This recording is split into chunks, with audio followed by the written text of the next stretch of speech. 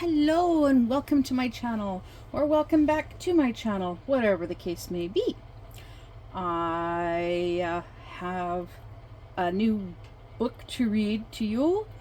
So I have been talking recently about the books, about the writers, all of that wonderful stuff. So this one writer in particular, he did message, make a response to my post on his Facebook group, and he said I can read sample chapters only. So I'm like super duper excited. So I went ahead and I read chapter 1 of his first book, and I showed the book in one of my live streams this past weekend. So here is, and yes, I pre-read this and recorded it. So here is chapter 1 of the book called Obsidian Sun, from the Templeverse, or the Nate Temple series, written by Shane Silvers. I will add a link in the description below that will lead you to Amazon,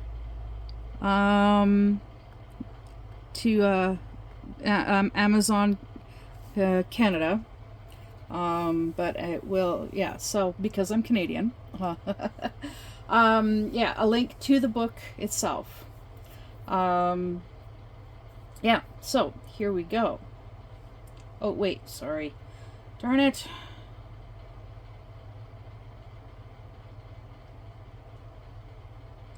Helps if I turn the volume on. Shane Silver's book, Obsidian Sun, from the Nate Temple series. It is the first book of the Temple series. But first I'm going to read the Nate Temple series, a warning. Nate Temple starts out with everything most people could ever wish for: money, magic, and notoriety. He's a local celebrity in St. Louis, Missouri, even if the fact that he is a wizard is still a secret to the world at large. Nate is also a bit of a, well, let's call a spade a spade. He can be a mouthy, smart-assed jerk. Like the infamous Sherlock Holmes, I specifically chose to give Nate glaring character flaws to overcome, rather than making him a chivalrous good Samaritan. He's a black hat wizard, an anti-hero, and you are now his partner in crime. He is going to make a ton of mistakes. And like a buddy cop movie, you are more than welcome to yell, laugh, and curse at your new partner as you ride along together through the deadly streets of St. Louis. Despite Nate's flaws, there's also something endearing about him. You soon catch whispers of a firm moral code buried deep under all his snark and arrogance. A diamond waiting to be polished. And you, the esteemed reader, will soon find yourself laughing at things you really shouldn't be laughing at. It's part of Nate's charm. Call it his magic. So don't take yourself, or any of the characters in my world, too seriously. Life is too short for that nonsense. Get ready to cringe, cackle, cry, curse, and, ultimately, cheer on this snarky wizard as he battles or befriends angels, demons, myths, gods, shifters, vampires, and many other flavors of dangerous supernatural beings. Like any epic tale, Nate's journey starts out with a noble cause: to find a cure for a reptile dysfunction, because dragons have come to St. Louis. So, Obsidian Sun, Book 1. There was no room for emotion in a hate crime. I had to be cold, heartless. This was just another victim, nothing more. No face, no name. Frosted blades of grass crunched under my feet, sounding to my ears alone like the symbolic glass that one would shatter under a napkin at a Jewish wedding. The noise would have threatened to give away my stealthy advance as I stalked through the moonlit field, but I was no novice and had planned accordingly. Being a wizard, I was able to muffle all sensory evidence with a fine cloud of magic. No sounds and no smells. Nifty. But if I made the spell much stronger, the anomaly would be too obvious to my prey. I knew the consequences for my dark deed tonight. If caught, jail time, or possibly even a gruesome, painful death. But if I succeeded, the look of fear and surprise in my victim's eyes before his world collapsed around him was well worth the risk. I simply couldn't help myself. I had to take him down. I knew the cops had been keeping tabs on my car, but I was confident that they hadn't followed me. I hadn't seen a tail on my way here, but seeing as how they frowned on this kind of thing, I had taken a circuitous route just in case. I was safe. I hoped. Then my phone chirped at me as I received a text. I practically jumped out of my skin, hissing instinctively. I cut off abruptly, remembering the whole stealth aspect of my mission. I was off to a stellar start. I had forgotten to silence the damned phone. Stupid, stupid, stupid. My heart threatened to explode inside my chest with such thunderous violence that I briefly envisioned a mystifying Rorschach blood blot that would have made coroners and psychologists drool. My body remained tense as I swept my gaze over the field, sure that I had been made. My breathing finally began to slow, my pulse returning to normal, as I noticed no changes in my surroundings. Hopefully, my magic had silenced the sound and my resulting outburst. I glanced down at the phone to scan the text, and then typed back a quick and angry response before I switched the cursed phone to vibrate. Now, where were we? I continued on, the lining of my coat constricting my breathing. Or maybe it was because I was leaning forward in anticipation. Breathe, I chided myself. He doesn't know you're here. All this risk for a book. It had better be worth it. I'm taller than most, and not abnormally handsome, but I knew how to play the genetic cards I had been dealt. I had shaggy, dirty blonde hair, and my frame was thick, with well-earned muscle, yet still lean. I had once been told that my eyes were like twin emeralds pitted against the golden brown tufts of my hair, a face like a jewelry box. Of course, there was 2 bottles of wine into a date, and so I could have been a little foggy on her quote. Still, I liked to imagine that was how everyone saw me. But tonight, all that was masked by magic. I grinned broadly as the outline of the hairy hulk finally came into view. He was blessedly alone. No nearby sentries to give me away. That was always a risk when performing this ancient rite of passage. I tried to keep the grin on my face from dissolving into a maniacal cackle. My skin danced with energy, both natural and unnatural, as I manipulated the threads of magic floating all around me. My victim stood just ahead, oblivious of the world of hurt that I was about to unleash. Even with his millennia of experience, he didn't stand a chance. I had done this so many times that the routine of it was my only enemy. I lost count of how many times I had been told not to do it again. Those who knew declared it cruel, evil, and sadistic. But what fun wasn't? Regardless, that wasn't enough to stop me from doing it again. and again. Call it an addiction, if you will, but it was too much of a rush to ignore. The pungent smell of manure filled the air, latching onto my nostril hairs. I took another step, trying to calm my racing pulse. A glint of gold reflected in the silver moonlight, but the victim remained motionless, hopefully unaware or all was lost. I wouldn't make it out alive if he knew I was here. Timing was everything. I carefully took the last 2 steps, a lifetime between each, watching the legendary monster's ears, anxious and terrified that I would catch even so much as a twitch in my direction. Seeing nothing, a fierce grin split my unshaven cheeks. My spell had worked. I raised my palms an inch away from their target, firmly planted my feet, and squared my shoulders. I took one silent, calming breath, and then heaved forward with every ounce of physical strength I could muster, as well as a teensy-weensy boost of magic. Enough to goose him good. Moo! The sound tore through the cool October night like an unstoppable freight train. Thud! Splat!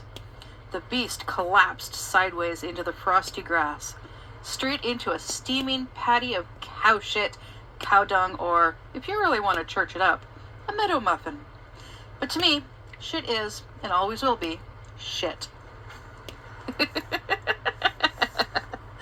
Cow tipping. It doesn't get any better than that in Missouri. Especially when you're tipping the Minotaur. Capital M. Razor blade hooves tore at the frozen earth as the beast struggled to stand, grunts of rage vibrating the air. I raised my arms triumphantly. Booyah! Temple 1, Minotaur 0, I crowed. Then I very bravely prepared to protect myself.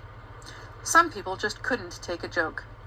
Cruel, evil, and sadistic cow-tipping may be, but by hell it was a rush. The legendary beast turned his gaze on me after gaining his feet, eyes ablaze as he unfolded to his full height on 2 tree-trunk-thick legs, hooves magically transforming into heavily booted feet. The thick gold ring dangling from his snotty snout quivered as the Minotaur panted, and his dense, corded muscle contracted over his human-like chest. As I stared up into those brown eyes, I actually felt sorry. For myself. I have killed greater men than you for less offense, he growled. I swear to God, his voice sounded like an angry James Earl Jones, like Mufasa talking to Scar. You have shit on your shoulder, Asterion. I ignited a roiling ball of fire in my palm in order to see his eyes more clearly. By no means was it a defensive gesture on my part. It was just dark. But under the weight of his glare, even I couldn't buy my reassuring lie. I hoped using a form of his ancient name would give me brownie points, or maybe just not worthy of killing points. The beast grunted, eyes tightening, and I sensed the barest hesitation. Nate Temple. Your name would look splendid on my already long list of slain idiots. Asterion took a threatening step forward, and I thrust out my palm in warning. My roiling flame blew now. You lost fair and square, Asterion.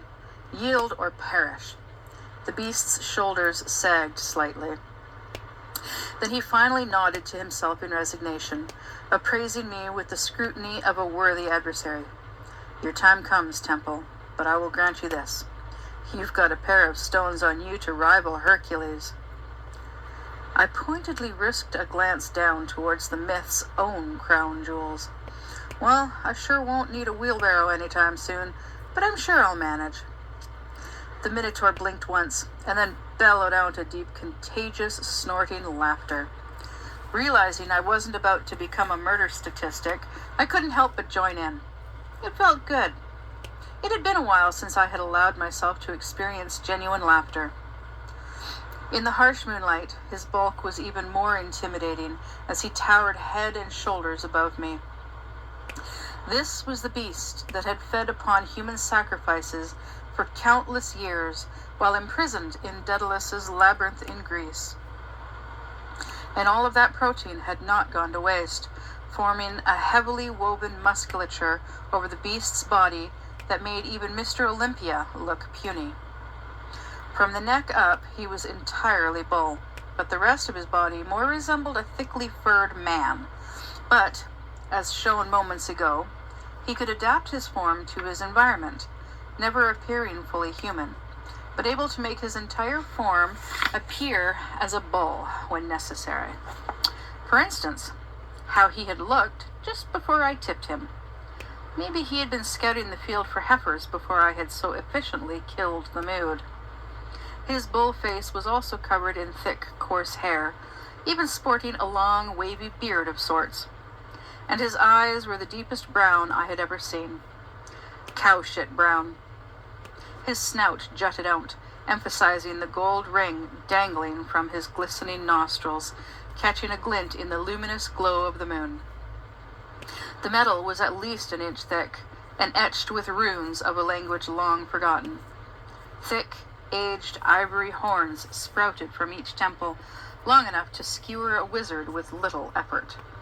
He was nude, except for a beaded necklace and a pair of worn leather boots that were big enough to stomp a size 25 imprint in my face if he felt so inclined.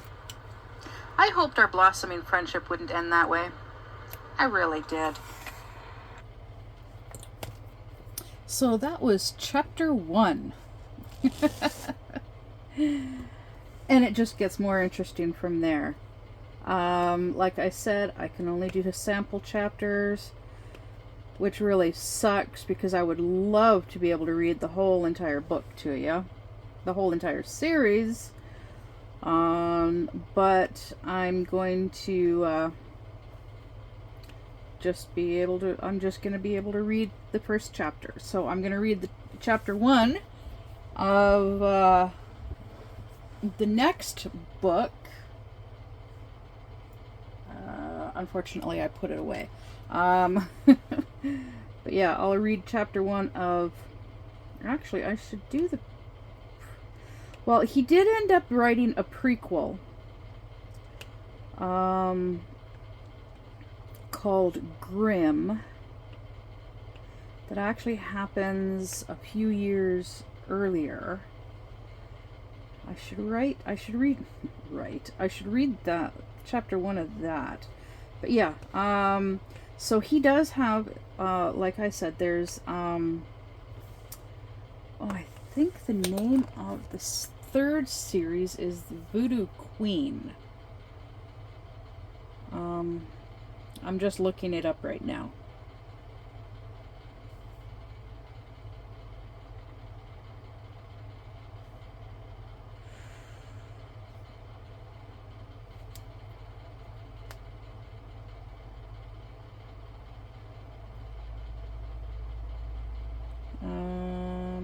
Phantom Queen. Alright, Phantom Queen. Yeah. So yeah, there is... Yeah, so there's the Templeverse, or the Nate Temple series. There's the Feathers and Fire series. And then there's the Phantom Queen series. Yeah. But the Phantom Queen series, oh, okay, according to this, sorry, I'm on the Phantom Queen Diaries? Yeah, okay, so it's actually the Phantom Queen Diaries, a Templeverse series. Yeah.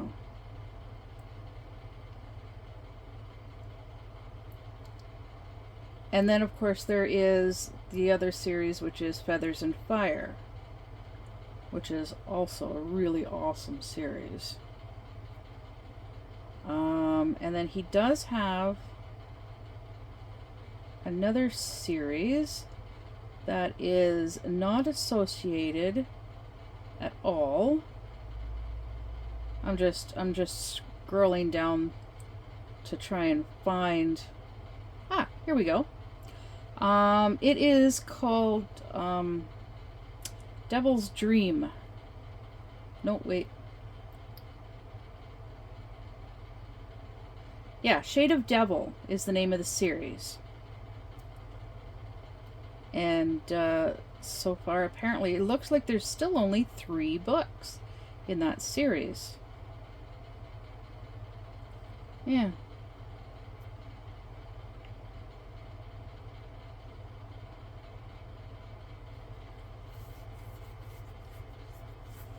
So I guess he chose to just keep it at 3 books, which is fine. It's an awesome series as well. But,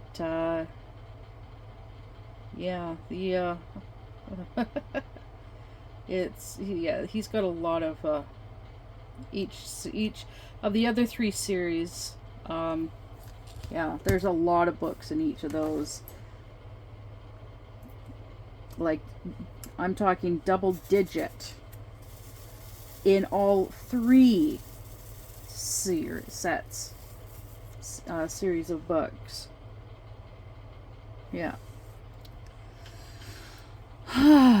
So, yeah. Please let me know in the comments. Let me know in the comments what you think of the book. Like I said, I will include a link to that book in particular, Obsidian Sun, on Amazon. So you can totally check it out. And if you want, I can even add a link to the Facebook group if you really wanted to as well.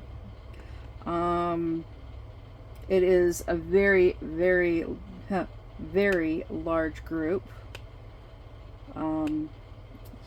Yeah, he's got lots and lots of fans. He has hosted an event twice, 2 years in a row, called Friendsgiving. I can't remember when, but the second time he hosted it, unfortunately, it was during 2020, during lockdown. So that one was done all on video, on, like, I think Zoom or something like that. It was all live streamed. But yeah, it was really cool. I would have loved to have been able to afford to go to the first one, because, oh yeah, it looked like lots of fun. A lot of it was recorded. They had lots of fun. A lot of fans dress up as their favorite characters from the books. Yeah. And, but yeah, I definitely want to know what you think of what I read of chapter 1. Yeah, and it's making me want to get back into reading the series. But what I want to really, yeah, I only own 4, well, 4 hard, 3 paperback books, but it's actually a total of 6 books, because one of those books actually has books 1, 2, 3, and the prequel, and then there's 2, and then there's 2 more paperback books. But I do own some of the books of all 3 series on Kindle, and then even some on audiobooks. Yeah. Yeah, yeah. How can you tell? I love the series. Yeah. I don't own any swag for the front though, but that's whatever. Aside from that, yeah, I love the series. Love reading them. It's crazy, crazy series. All three. Oh, yeah, all three. But all three series. Yeah. But yeah, the Feathers and Fire series is about a different character from a different city. And yeah, she ends up meeting Nate Temple in one of her books. She also has magic. That's all I'm going to say about her. And then the third series, the Phantom Queen Diaries, is about an ordinary, well, can't really, a woman that does not actually have magical abilities, but she does have this one special gift, actually two. She can find anything, like she's almost like a relic hunter type person. She can find whatever you're looking for, basically. And magic does not work on her. Yeah.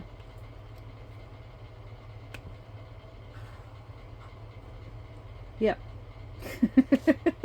But don't underestimate her. She is a very tall redhead. Yeah. And I've learned, don't mess with redheads. Especially tall redheads that can drink you under the table and have a short temper. And a bit of a an obsession, maybe, for pew-pews. That's the main character. That's the main character of that series. So, I keep forgetting.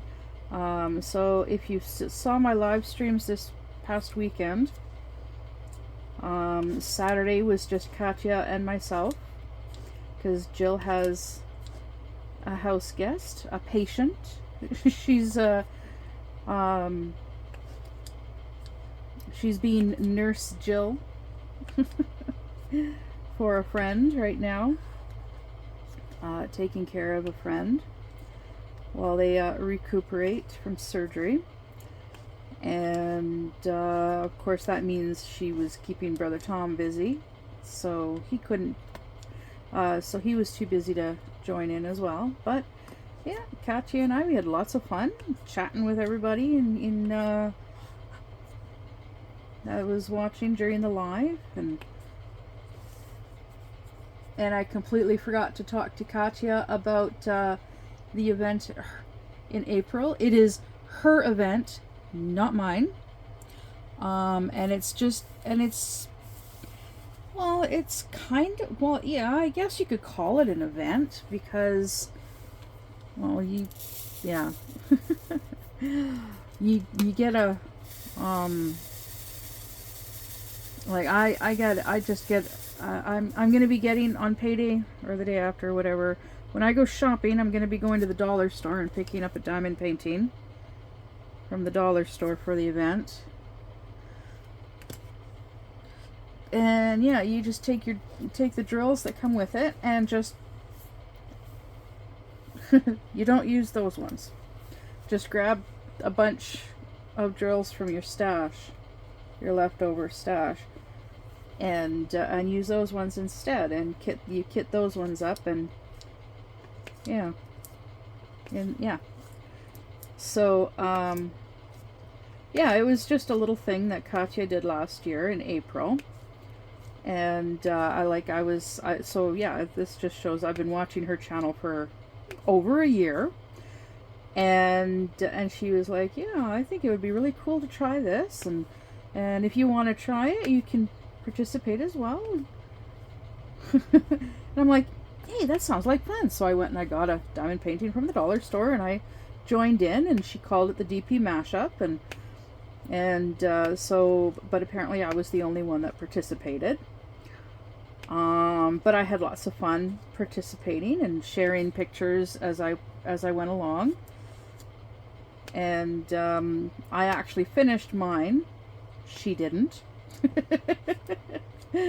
She got a bit done on hers, but she didn't finish it, and so she set it aside, and she's like, yeah, I don't know what I'm gonna do. I'm like, well, I'm like, this was before we really got to actually know each other. I suggested, well, just set it aside and do the event again next year in April and just pull it out then. So yeah, and then with April coming up, I suggested it. I mentioned it like a couple weeks ago. I mentioned it, and she's like, oh yeah. So yeah, there's been a little bit of interest in it. It's definitely not going to be anything extravagant, like what Mushy and Kristen did for their event, their pink and black event. That was epic. Like, I've not participated in very many events, but the events that I have participated in, the events that I have observed, oh yeah, there's hands down, theirs was the best. Theirs was the best. And now, of course, now that they've done that, and everybody else is like, oh, that looks so awesome. They never thought of doing that, and so now other people, of course, are copying them, which is pretty flattering. But it's like, well, because what they did was really, really awesome. They made participating in an event fun and exciting. And you never know, with those two, you never know what to expect from one day to the next. Heck, 1 hour to the next. It's like, oh my goodness. Yeah. It was a fun event. And of course, right at the end, everybody's going like, when are you going to do another event? You should do another event. Well, yeah.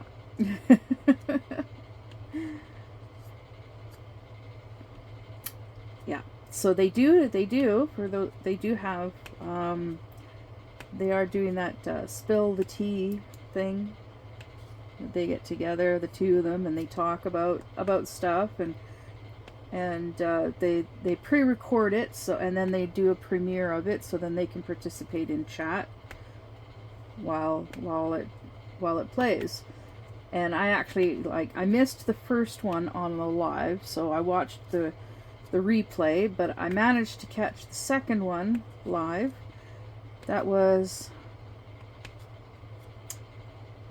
just a few hours ago. That's right, because I was doing dishes and doing some cleaning up and tidying and putting things away in preparation for my daughter's arrival.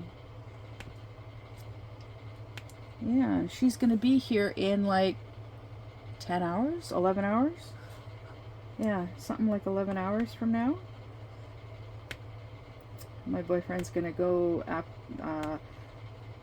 after he gets off work. He's gonna drive out to the bus depot in the city to pick her up. And yeah, I don't know who's gonna get to the bus depot first, him or her, because her plane lands at her plane leaves at 7:25. It lands at 7:45 because she's going from an hour ahead to an hour behind. So it's an hour and 20-minute flight. And then she's, so like quarter to 8 in the morning. And then she's got to wait until like 9 o'clock to catch the bus from the airport to the bus depot, from one city to another. The airport is located in the outskirts of a bigger city. And then the bus depot is in a smaller city, but still a city. And yeah, so she's gonna be, so my boyfriend's gonna be meeting her there and yeah, oh goodness.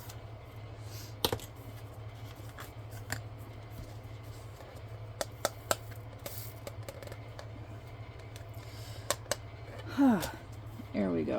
Ah, all right. So this is 823. That's a lot. That is a lot. That is a big bottle. And this is what's the remainder of my 823. This is obviously for the sky, because it's the nighttime. Yeah. Anyways. Whew, just finished that one. Oh, wow. Yeah, that took a while. So, I've got lots to do. Lots to do with this canvas, because I've only gotten, oh my goodness, there's my tape measure. Alright, when I'm done this little bit here, I will have completed, let's see here, let's do it this way.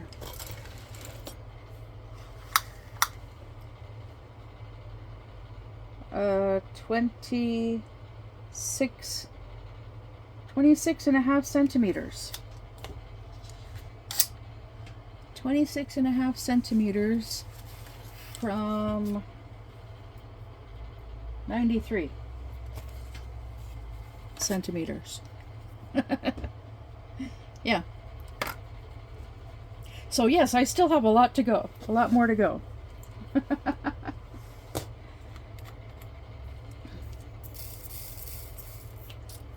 And in the meantime, so yeah, it is, oh, I still have to correct my clock. It's 2:30 in the morning. Yeah, it's 2:30 in the morning. And I know you're probably wondering, well, what are you doing up at that time? Because you should be sleeping, you should be in bed sleeping before your daughter gets there. Well, I went and laid down about 3:30 for a nap because I was tired. Because the last couple of nights have been pretty restless with everything that's going on. And the glare from this is...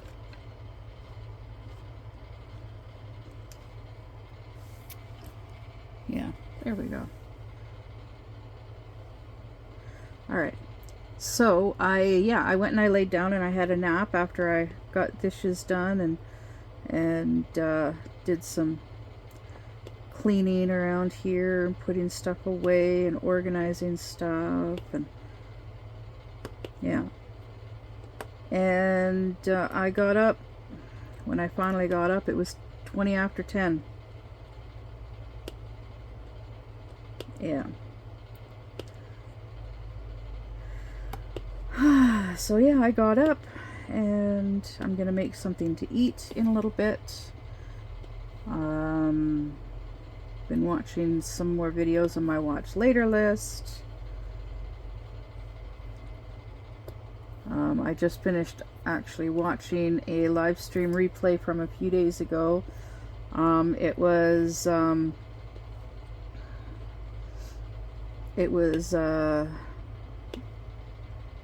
YouTuber Shizzy Wiznut sharing deposition videos from a lawsuit from a few years ago. The lawsuit was settled out of court for an undisclosed amount of money. But basically, I just finished watching it and I can't remember. Can't even really remember, but like I can't remember when or where it happened, but there was a mass pew-pewing at a certain location. I cannot remember the exact details. I'm just explaining what I do remember. But news agencies were saying it was the person was a white supremacist. And they published the guy's name, but then this one news agency, social media, Louder with Crowder is what it's called. They talked about the case, the incident, and I remember the incident was like on May 7th or something like that. I think 2022. I can't remember the exact year, but anyways, I remember May 7th because that was my mom's birthday. But anyways, they on Louder with Crowder, Steve Crowder, he was talking about the incident, and then they showed a picture of the supposed person that did the incident. But yeah, it turned out the person, the bad guy, didn't make it. He was unalived. And the picture that they showed on Louder with Crowder was of the wrong person. Same name, close to the same age, but definitely not the same person. And because of that, because this particular person's picture was posted, there was a lot of backlash. And so this particular individual took him to court. And so yeah, I watched the deposition of Stephen Crowder, and then I just recently, the video that I watched tonight was the depositions of 2 other individuals from this particular case. It was quite interesting. During the second interview, Shizzy was drawing pictures. He was drawing stuff on the screen. The second guy being interviewed, there's a picture of some cowboys on horses in the background on the wall behind him, and he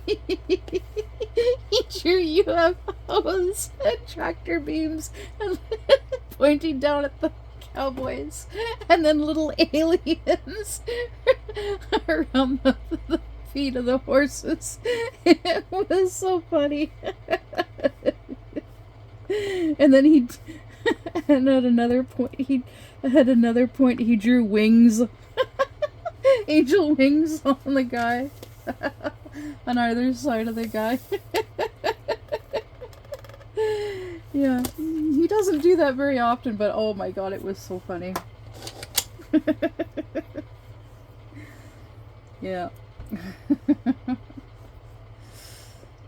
Oh, goodness.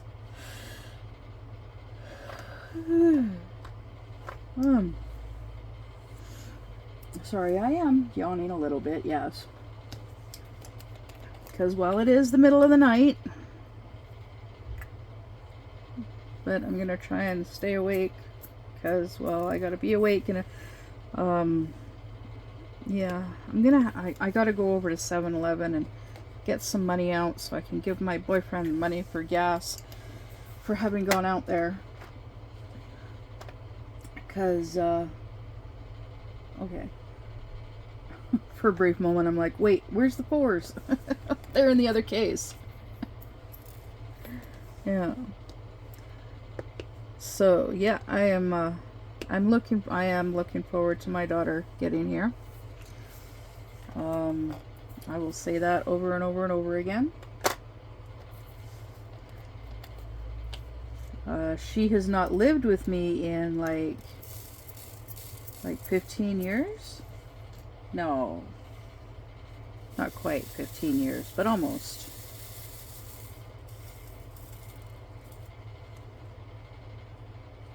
Almost, yeah.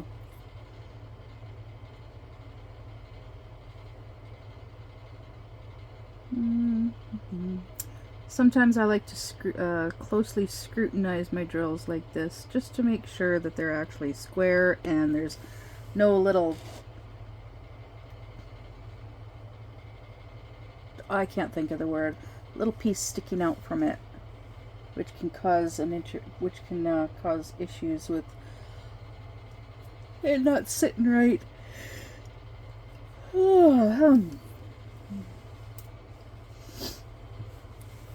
Because I want to make sure that the drills sit nice and straight with the squares. And square drills, they gotta, yeah, see, there's one. There's a little piece sticking out the side. Yeah. See, sometimes it's what's sticking out the side is like a hard piece. Those ones, they go in the trash. If it's like a very, very thin, soft piece that's like pliable, well, then it can just get like squished between the two drills. It's not a problem. It's not an issue.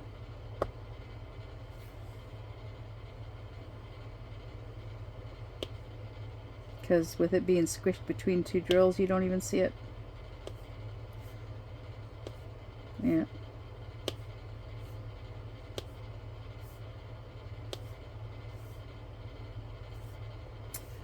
Yeah, and periodically, once in a while, I'll come across a drill that's got like a little, like a little crater in it.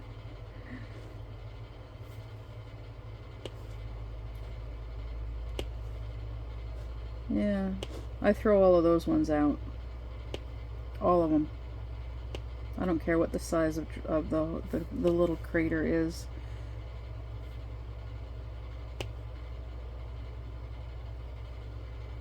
Because, yeah,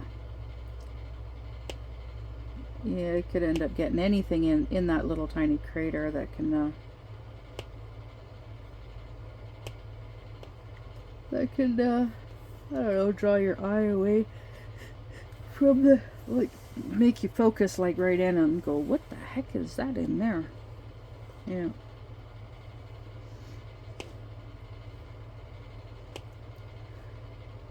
Okay, well, I think I'm gonna do like one more color after this. Actually, no, I'm gonna finish all of the colors from this container and then finish and then end the video. That's what I'm gonna do.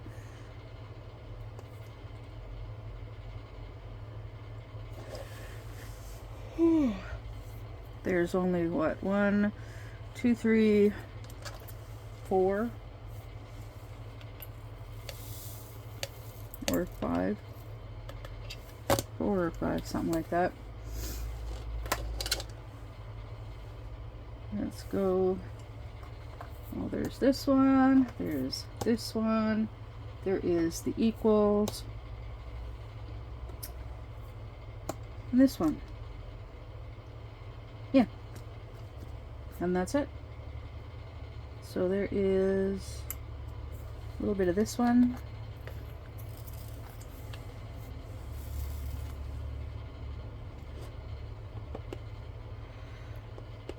Oh, good.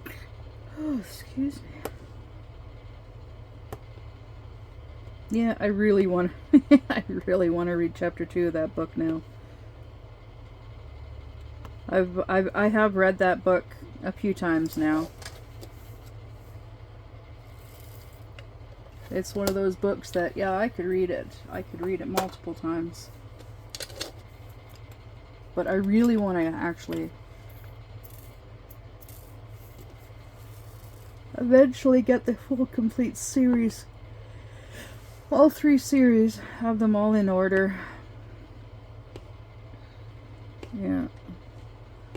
That's kind of what I'm wanting to do, is and then sit down and read the complete series in chronological order. No, these go over here. Yeah, in chronological order. That'd be awesome. Oh. Yeah, you can actually... Oh, he also has a website. I should link his website too. Because on his website is a list of all the books in all 3 series in chronological order. Yeah. And I was trying to read them all in chronological order back when I had Kindle Unlimited. But, yeah, and then life got in the way, and I let my Amazon Prime and Kindle Unlimited, oh, excuse me, run out, and I didn't renew them. One of these days I will, though. Maybe. We'll see.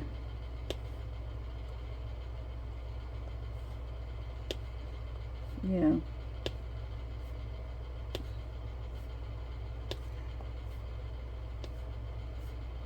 Until then, yeah, I'm gonna...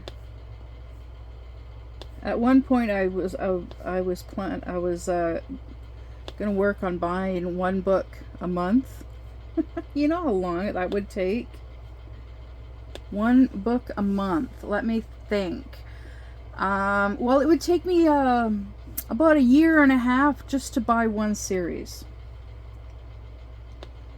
Yeah, just to buy 1 series.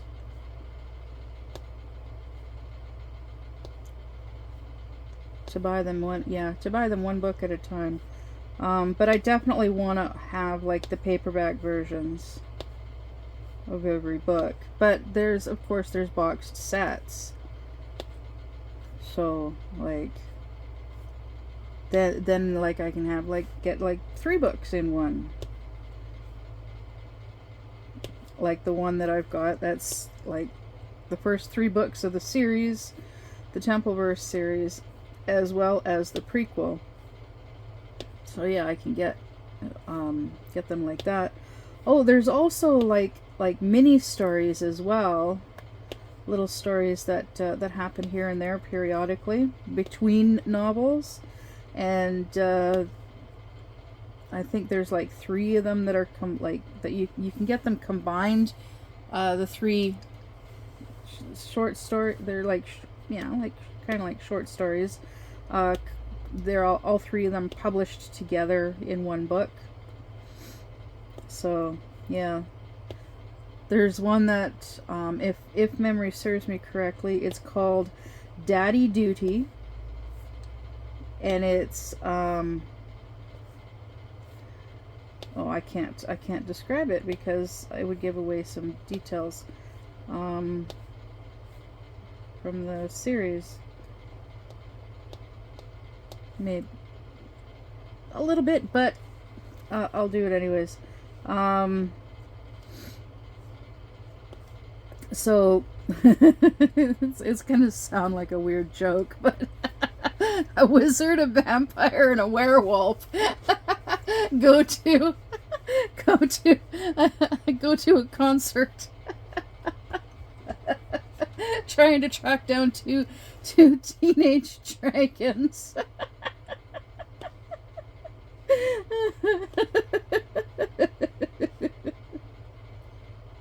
I think that's what happens. You're probably thinking, what? Basically the the vampire is supposed to be babysitting these teenage twin dragon girls, dragon shapeshifters, and well, they sneak off. But yeah, he's supposed to be babysitting them for their adopted mother. But they sneak off to go to to go to a concert, a rock concert. Well, not really a rock concert, but a concert. And so the vampire enlists the help of Nate Temple, and I think, I cannot remember, but I think, why am I forgetting his name? Gunner, that's it, that's his name, Gunner. I keep wanting to say Grim, but Grim is the name, Grim is another character. Gunner is one of Nate's best friends, who just happens to be a werewolf. Yeah. I think Gunner goes with them. I cannot remember.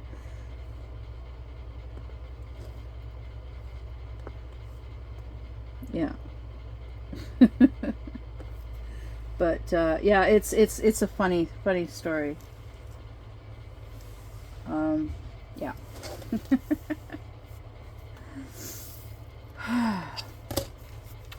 But yeah, yeah. So you can see there's a lot of hilarity in the series. Oh, crazy stuff. There's a bit of seriousness in there as well. Yeah. But oh yeah, I love the series. I love his books. And I'd love to have people to talk with about his books. Maybe that's why I'm encouraging you guys to check them out. But yeah, when I posted on his Facebook group that on the Templeverse Facebook group, saying, like, mentioning that I'm hoping that he would let me read his books on my channel, and I have this channel, and a couple of people piped up, and they're like, "Oh, I love cross stitching, and I love diamond painting, and what's the name of your channel?" So I shared a link with my channel. So yeah, well, hopefully some of them have come along and and like my content as well, and maybe would be interested in chatting with me about, and please no spoilers, because I know I'm like way far behind everybody else, all of the Temple fanatics. Yeah. But yeah, so anyways, with this one done, I am gonna get off of here. I'm gonna finish this section, of course, but I'm also gonna make myself something to eat, and probably making myself another cup of coffee. Yeah, so in the meantime, I'm gonna go, and I'll talk to you in the next one. Bye.